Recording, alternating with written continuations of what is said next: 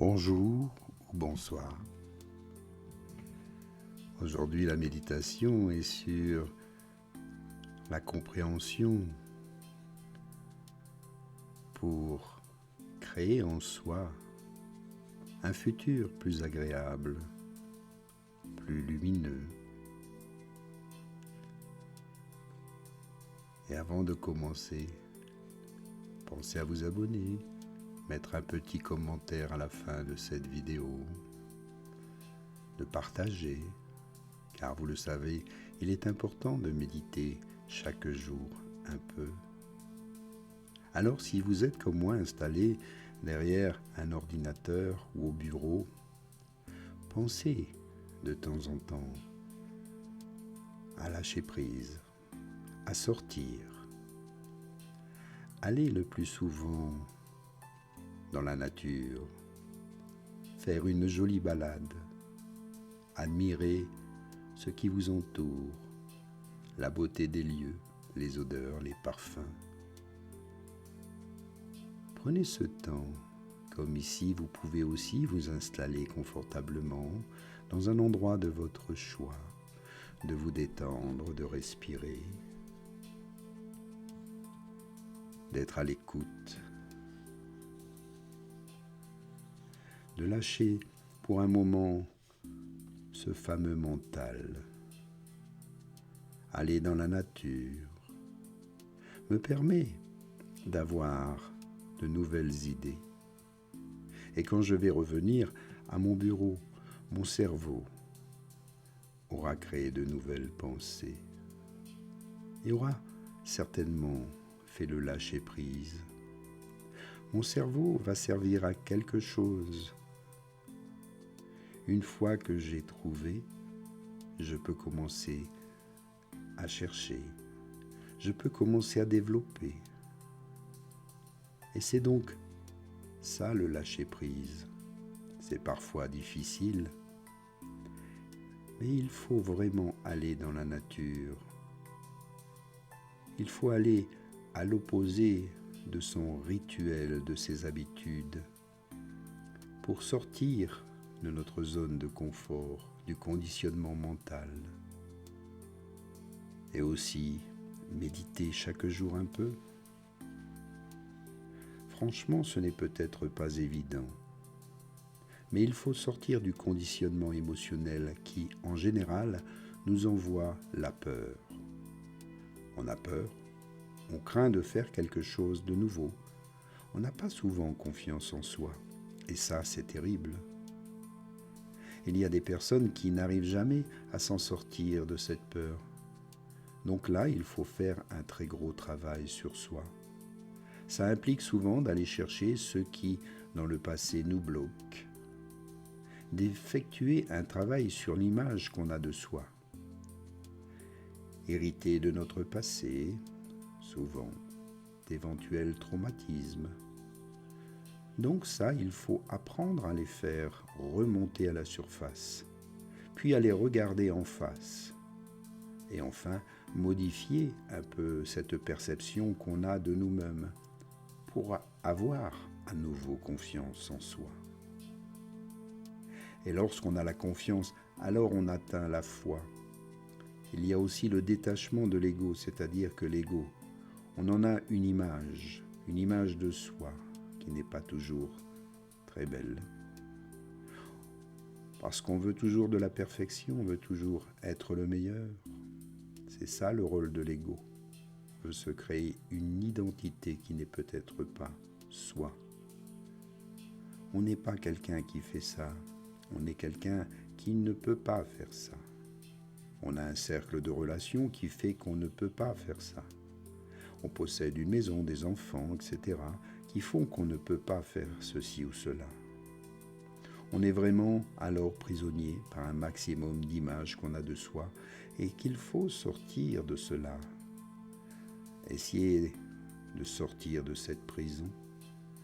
Si par bonheur on y arrive, si on arrive à sortir des 3 conditionnements, eh bien là on se retrouve immédiatement connecté, tout naturellement. Il n'y a rien à faire d'autre. Il n'y a rien à faire d'autre que se déconditionner. Alors là, ce que je propose ici, c'est juste un modèle en disant que c'est peut-être idéal, mais c'est le mieux à faire dans un premier temps. Bien sûr, il y a peut-être des personnes qui ont plutôt un comportement ou dans leur vie, c'est l'émotionnel qui va les gouverner. Dans ce cas-là, le fait de réussir à avoir confiance en soi va leur donner la foi et cela va suffire.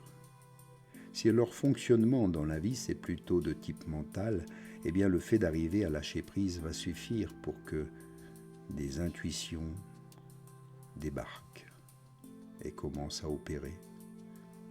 Et si quelqu'un, alors ça c'est la situation certainement la plus délicate, quelqu'un qui est gouverné par son ego en général, alors lui, il va falloir passer beaucoup de temps, passer par des épreuves assez difficiles à vivre pour arriver à enfin se détacher. Mais la personne qui va réussir à déconditionner son ego, elle va automatiquement ressentir la joie d'exister. Et attention, il faut les trois en général. La confiance conduit à la foi, le lâcher-prise conduit à l'intuition et le détachement conduit à la joie directement. Sachant que la joie, il y en a aussi dans la foi et dans l'intuition. C'est-à-dire que de toute façon, il y a toujours la joie qui est présente lorsqu'on a réussi à se déconditionner totalement. Faites-vous confiance.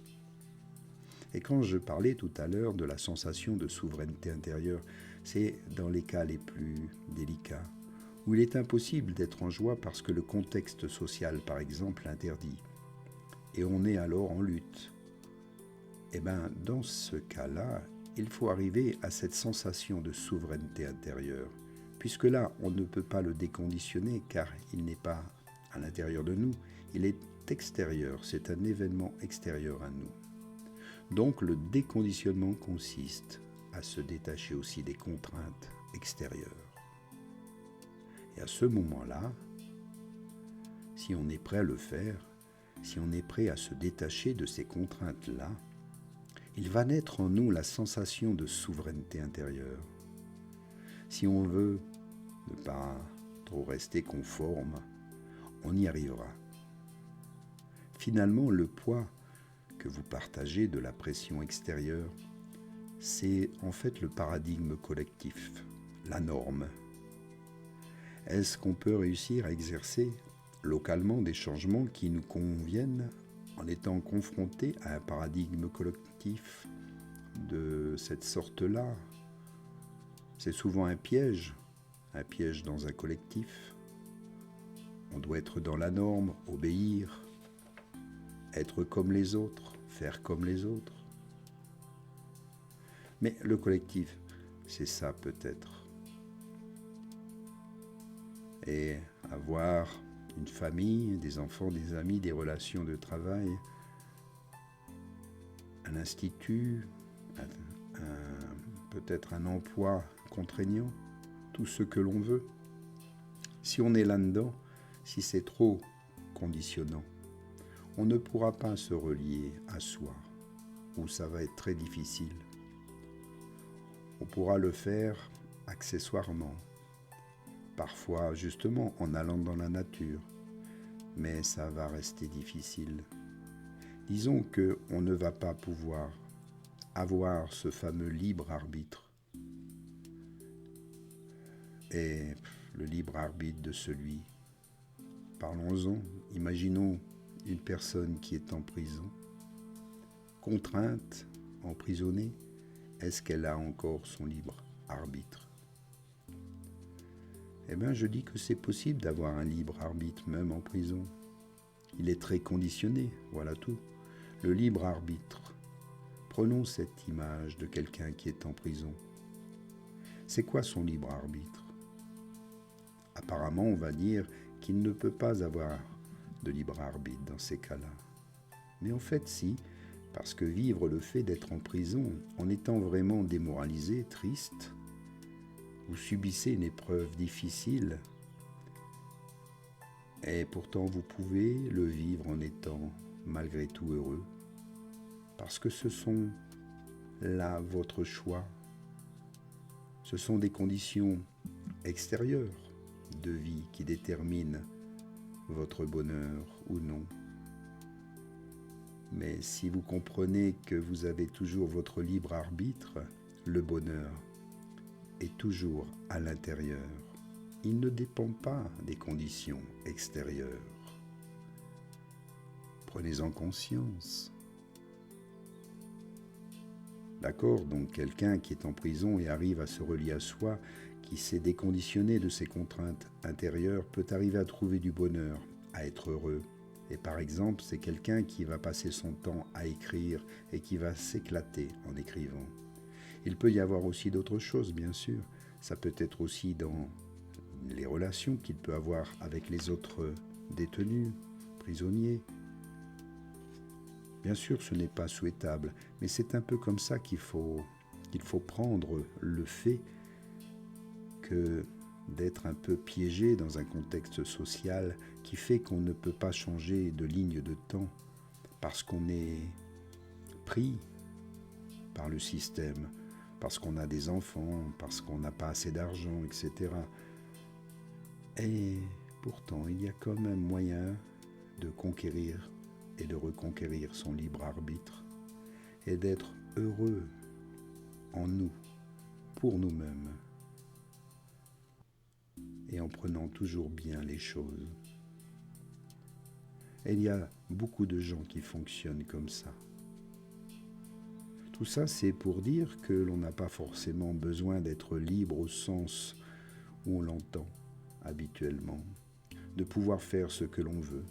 Car pour finalement être réellement libre intérieurement, c'est-à-dire avoir cette joie de vivre, par exemple, il y a des personnes qui sont libres au sens où elles ont peut-être beaucoup d'argent, elles peuvent s'acheter la terre entière, enfin elles peuvent se procurer tous les plaisirs qu'elles veulent, voyager, etc.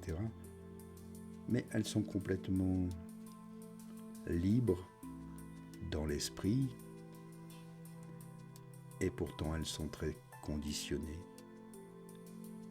Et par ce fait, finalement, elles ne sont pas si heureuses que ça, et parfois sont même très malheureuses. Donc il est important, en toutes circonstances, de garder son libre arbitre et de maintenir en soi le bonheur et la joie. Prenez-en conscience ici maintenant, et merci à vous. Namasté.